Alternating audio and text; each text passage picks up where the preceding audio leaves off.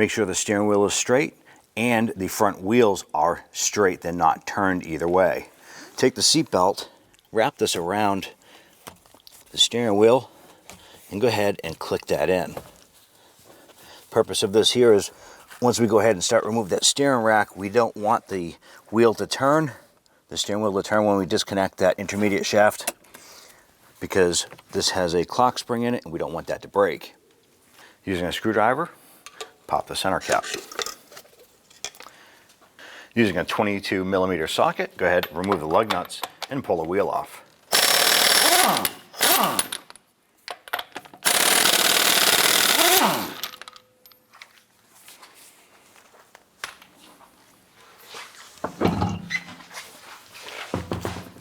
Start by removing the cotter pin on the front ball joint here.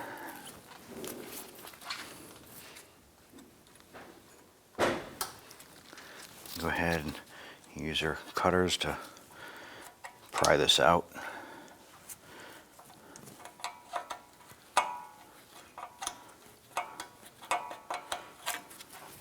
Using a 21mm socket, we're going to go ahead and loosen the tie rod end nut.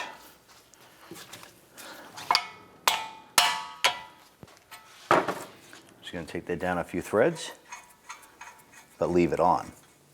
Using a 24mm wrench, we're going to go ahead and loosen this jam nut.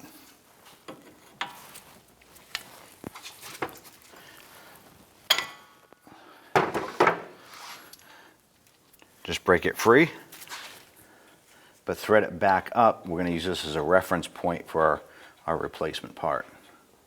Next, you can try and tap the bottom of the ball joint stud here, and if that doesn't work, we'll tap the side of the knuckle to pop that up.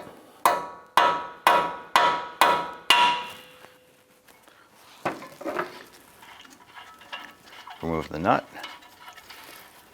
and pull the tie rod end out. Same on the other side.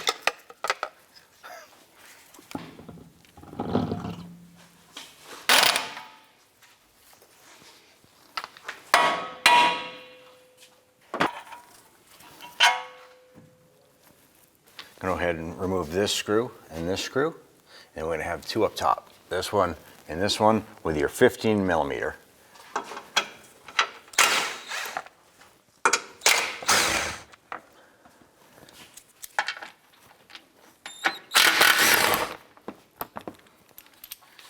Support that. And then lower the cover. We now want to go ahead and loosen or remove this little 10mm bolt right here. We're first going to spray it with some rust penetrant and then go ahead and remove that bolt.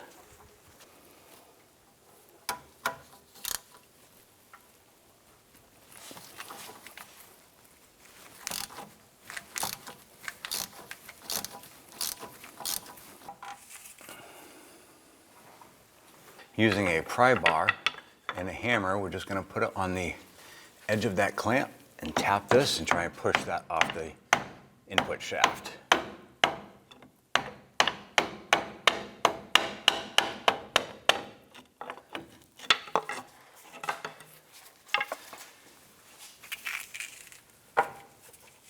There we go. We're now going to go ahead and use an 8mm socket and extension, and there's a bolt right in the back here for the pressure lines. We're going to remove that and pull the lines out of the rack.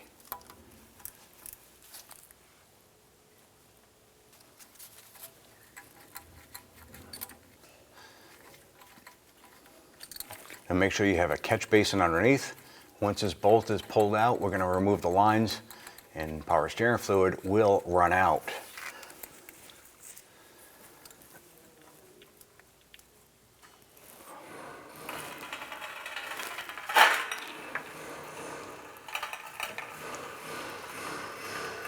Using an 18mm socket, we're going to remove this upper bolt here and the bolt inside this cross member. This is for the steering rack itself.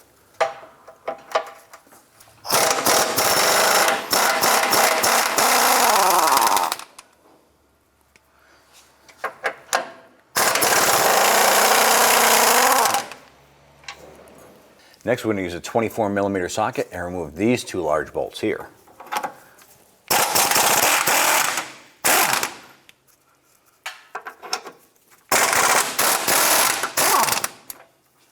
I'm going to go ahead and pop this tie rod end back into the knuckle here. And the reason why I'm doing that is I want to go ahead and remove this tie rod end off of each side to allow more room to drop that rack down out of the unit. Loosen the jam nut, pop this back out, and just spin this off. Repeat for the other side. So it's good to count the amount that you turn this off, so when you put the new tie rod ends on, you can thread them on that preliminary distance. Support the rack while removing the bolts. And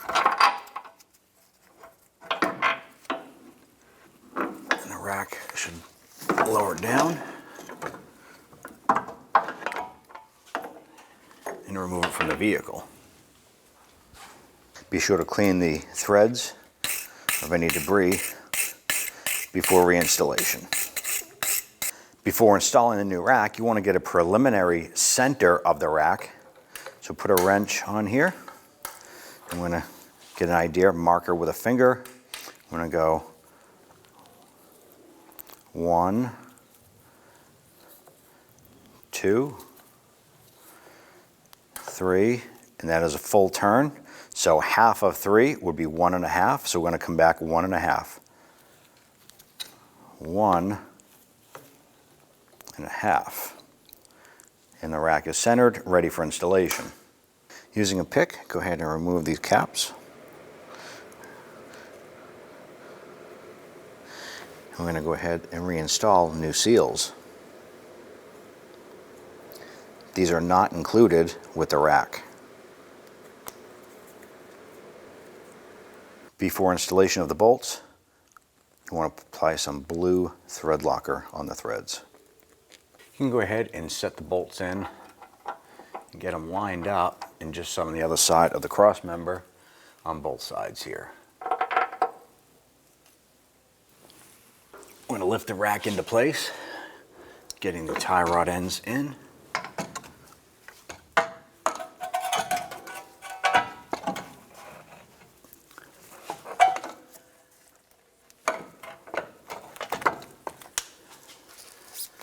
Lift the rack up into position. Push one of the bolts through and get it started. Once you get a couple threads started, go ahead and get the bottom one lined up. And do the same there. Lift up the rack and get this bolt started.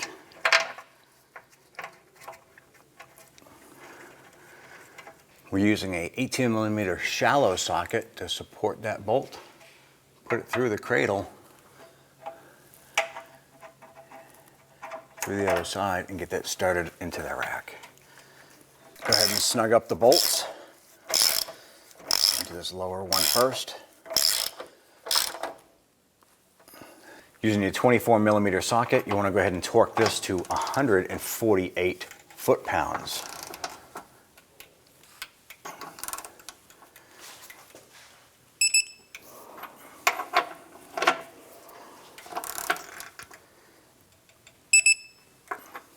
Now use your 18mm socket and torque the smaller bolts to 74 foot-pounds.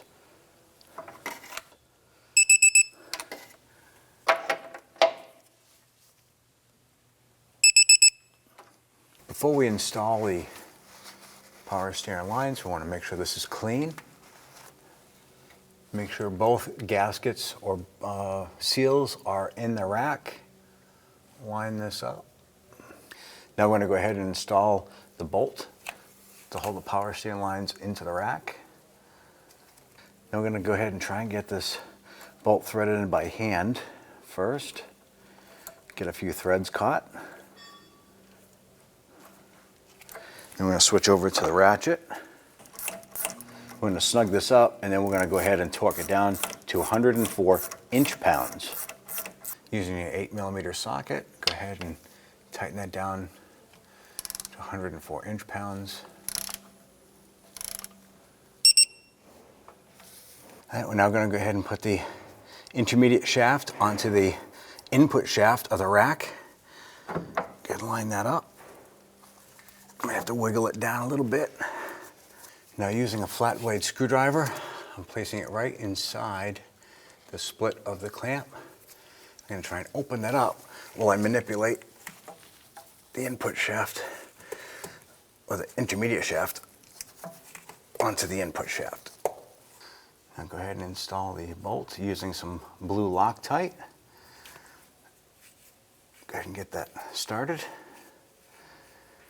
Using your 11mm socket and ratchet, go ahead and snug up this bolt. Using your 11mm socket and your torque wrench, tighten this to 35 foot-pounds.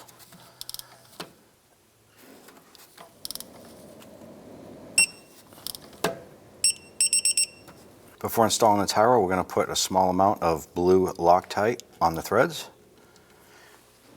Go ahead and start by threading on the tie rod end. We had a base of 17 threads, and this might be different depending on your application, but this will give us our preliminary setting.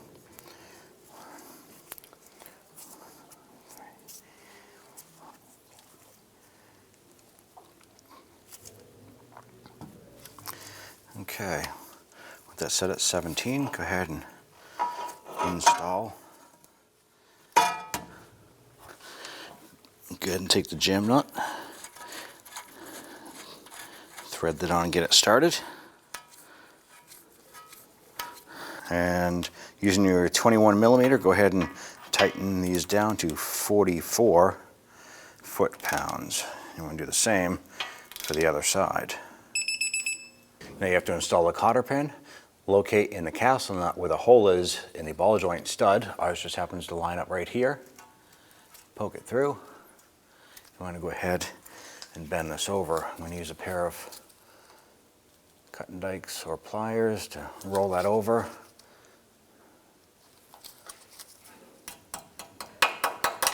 And I'll just snip off the excess. Now you want to go ahead and install a grease fitting. Line that up and always start it by hand.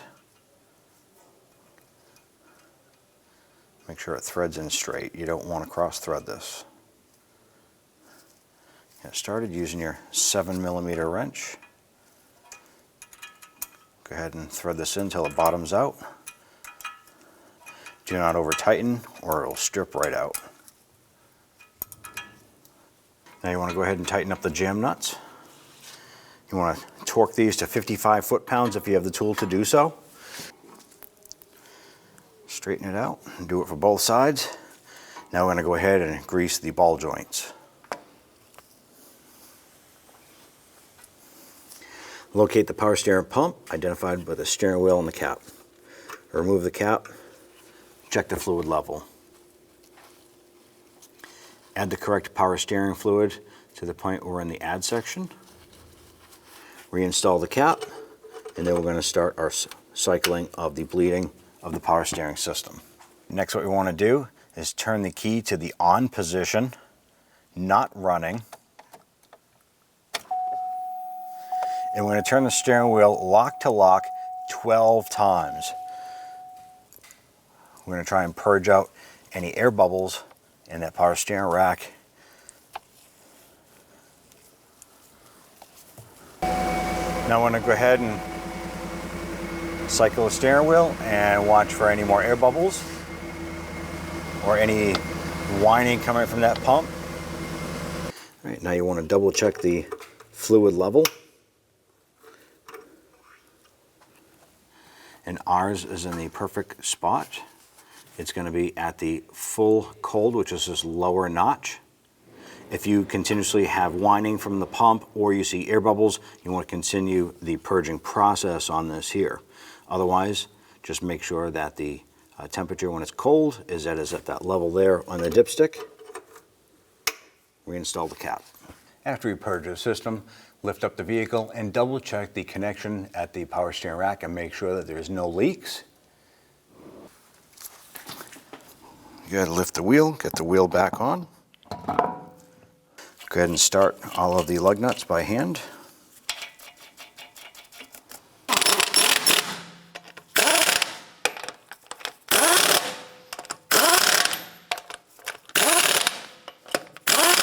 Repeat. Now we'll go ahead and torque the wheel to 140 foot-pounds.